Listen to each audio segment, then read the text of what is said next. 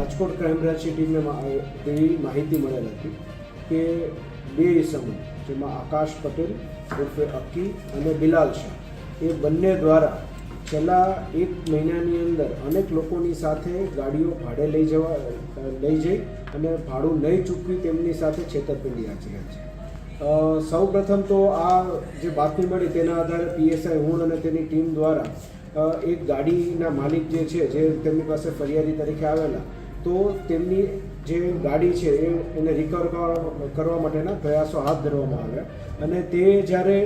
એ ગાડી કઈ જગ્યાએ ગઈ છે ત્યાં સુધી જ્યારે ટીમ પહોંચી ત્યારે આખું આ કૌભાંડ જે છે તે આપણા માટે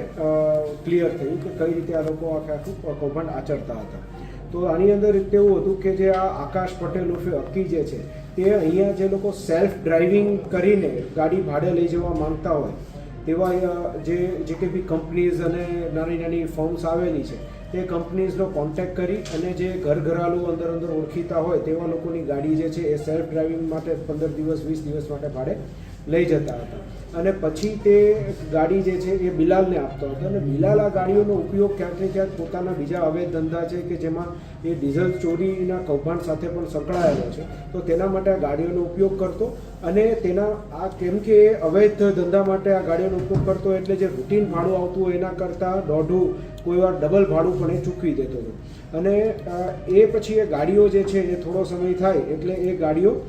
કોઈને ગીરો આપી દેતો હતો। અમુક કિસ્સામાં એણે સસ્તામાં વેચી પણ દીધી હતી કે ભાઈ કાગળો તમને પછી હું મોકલી આપીશ, હાલ મારે આરસી બુક જે છે એ મારી પાસે નથી, ક્યાંક પડી છે। તો આખું આ છેલ્લા 1 માસની અંદર આ લોકોએ આશરે 50 લોકોની સાથે 50 ગાડીઓનું કૌભાંડ આચરેલું હતું।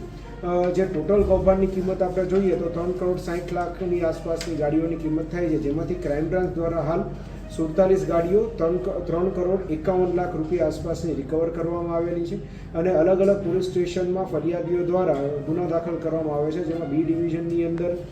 એક ગુનો છે, એક ગુનો ભક્તિનગરમાં છે, 2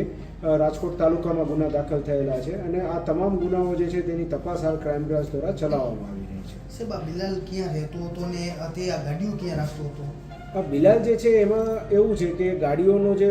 ઉપયોગ જે છે એ કેમ કે એ પોતાના બીજા ડીઝલ ચોરીના અવૈધ ધંધા માટે કરતો હતો એટલે અલગ જગ્યાએ વાડામાં એમાં શરૂઆતના જ્યારે એ લઈ જતો હોય ત્યારે રાખી દેતો પછી તો એ વેચી દેતો એટલે જે ખરીદનાર ઇસમ પાસે આ ગાડીઓ રહેતી અને ખરીદનાર ઇસમો જે છે એમને પણ એને ઝાંસામાં લીધેલા હતા કે અમુક લોકોને એને ગીરો ગાડી આપેલી હતી એટલે કે 2 મહિના 3 મહિના પછી પૈસા